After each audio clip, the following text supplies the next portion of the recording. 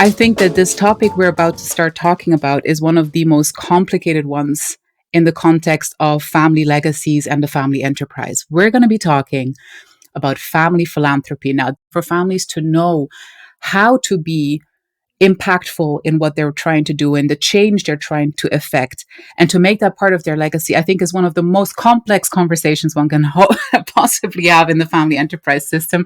Let's maybe start off with this fundamental question of why it is actually so hard to talk family philanthropy and why it's not easy at all to actually, for families internally as well, to agree on what is the right thing to do. Maybe, Peter, you can start us off with some insights from your experience. Indeed, I think you're spot on. And family philanthropy is, even though many would say it's an easy topic, it's a soft topic, it's something that people just do next to running companies and investment machines. It's indeed, I think, also really one of the challenging ones, especially if conducted in a group, in a family setting. If somebody does it individually, it's one thing. But if you do it as an integral part of a family system, it's tremendously complicated because it's primarily an emotional topic. It's something that you personally care about. You came across something that bothers you in the world, whether in society or in the environment. And of course, we are human beings and every person is touched by something different. And it's very difficult to say, this is right or this is right, because everything is right. Everyone perceives one crisis as bigger over another. But I also think that we are very spoiled in this first quarter century with crises. So there's a lot to fix, it feels like, and there's a lot of acute problems and a lot of very pressing issues, ranging from climate change and obviously actual war zones that have emerged over the last few years. And how do you assess this current particular time, Malgorzata, in terms of do you think that the options are even bigger than they used to be? Do we even have more things to choose from when it comes to deciding what actually our family philanthropy should be aimed at? We do find that it's particularly challenging for family to align on these different dilemmas, decision points, trade-offs, to really make family philanthropy work for society and environment, but also for the family itself. As you mentioned, there are so many different challenges, issues, and causes that one could tackle, but there's really not enough resources and enough time to make a difference in something. So one of the things what we discovered conducting research with enterprising families around their family philanthropy is actually the focus. So the cause is difficult decision that they make, and there are within the family members that differ, and larger and older families. We talk about families which live in different countries all around the globe. So the daily challenges or even what they see are the needs of the communities in which they're based will be different.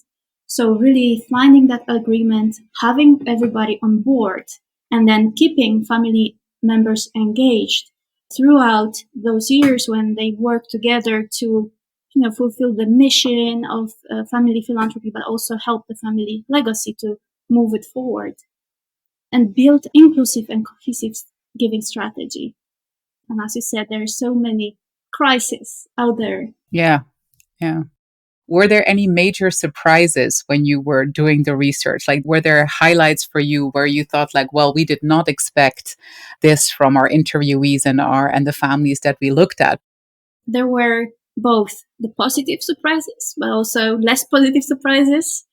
Well, the positive surprises, and I can give you a multitude of examples, is family philanthropists really taking the lead and becoming leaders in philanthropy.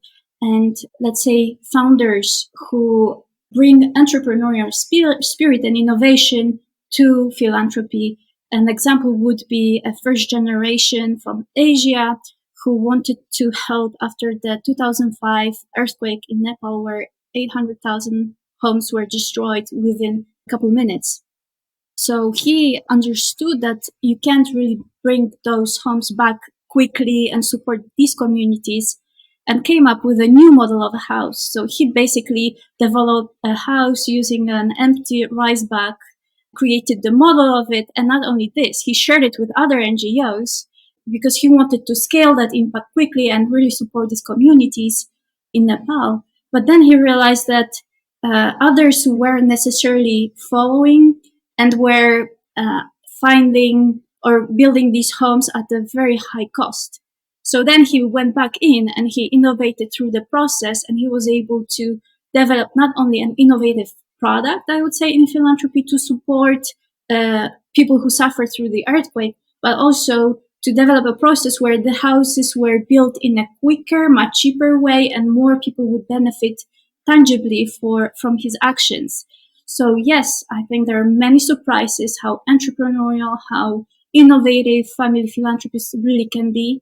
On the other side, on the less positive surprises, it's interesting to see that for many businesses, large complex businesses and large complex families, but not necessarily older families as well, sometimes they really lack a clarity on who is doing what in philanthropy in terms of the business and multiple family foundations that they own at the same time. So there is a great need for harmonizing, orchestrating different activities throughout the whole family enterprise system. And that was surprising to see prominent families admit, the honesty and admitting that's the first step to, I would say, a change and success in philanthropy, saying, well, actually, we don't know how much we donated this year to various causes. Peter, anything that stood out to you in addition to this?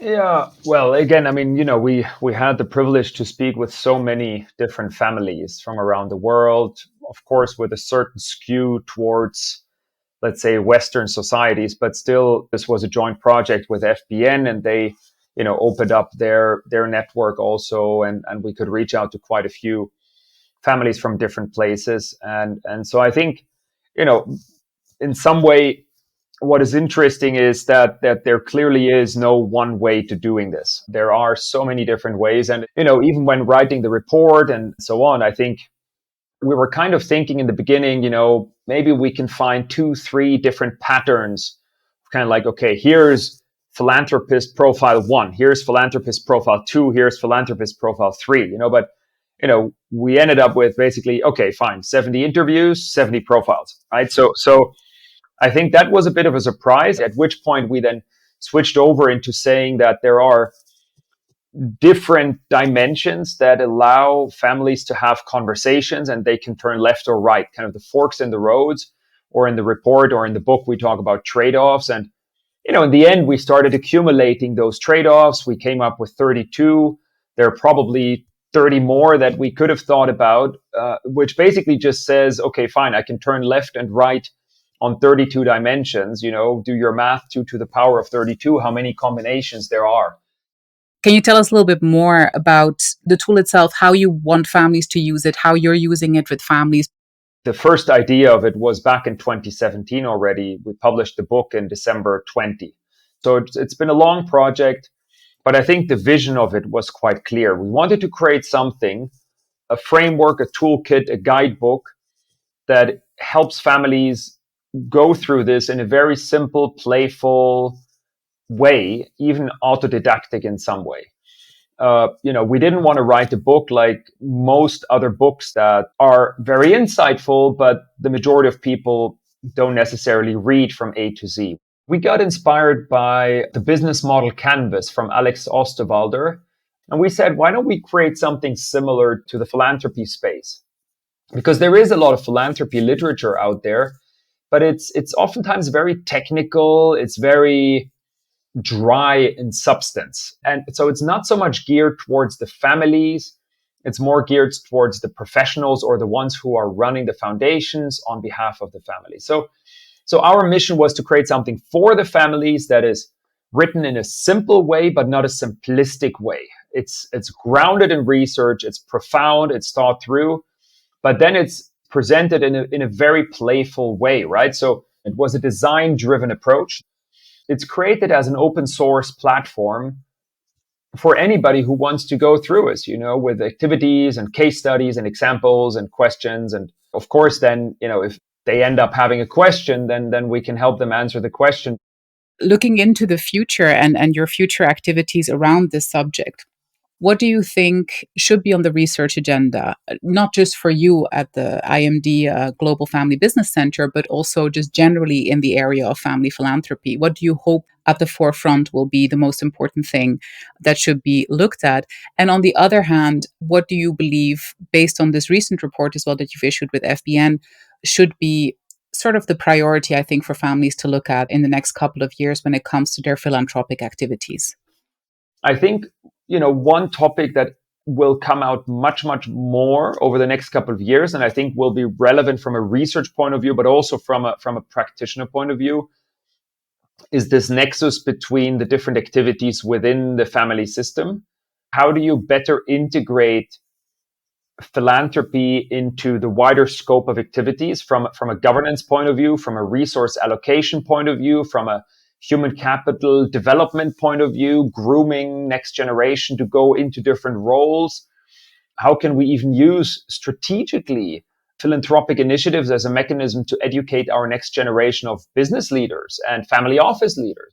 The other thing is, as I said, this cohesiveness, the alignment between the different initiatives across the ecosystem of families, across businesses, family offices, investment activities, giving activities, saying, how can we use this in a collective effort to align with our greater family purpose?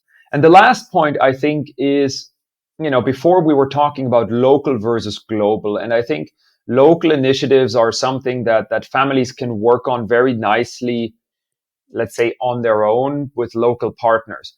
The global issues that we're confronted with, unless you're Bill Gates, who then come out and say, let's eradicate Ebola, there are not many philanthropists who can make statements like that and say, I'm going to tackle a global issue single-handedly, which of course they don't do single-handedly, but they have a power that most philanthropists just don't have. So even though, of course, they operate in an ecosystem, but I think where we see one of the big trends is in the collaborative approach of giving, and where even smaller philanthropic foundations or initiatives are starting to join forces to tackle some of the grander issues, where again, I think we can leverage technology also moving forward.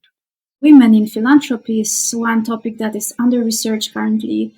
And in the interviews, there were, I would call it, leaders, female leaders that were driving family philanthropy and also changing the business at the same time through their philanthropic approach. And definitely more showcasing these role models will be one of the things that we should focus as well with the chair. And you also asked about the priority where the families should start or should look at. We do find that families tend to be on one end of the spectrum and then they stay there for a generation, more or less. So these families that shift more to the middle, open up for discussion and become more inclusive in terms of focus. We only give to one cause. That's it. Next generation coming with new interests or the transformative forces, external forces of philanthropy that shape what family should be doing today. So really opening up the conversation and shifting a little bit and revising these decision points, why they were historically made that way. Is there a room where so that families to consider in refreshing, renewing their philanthropy, family philanthropy, to really achieve that desired impact?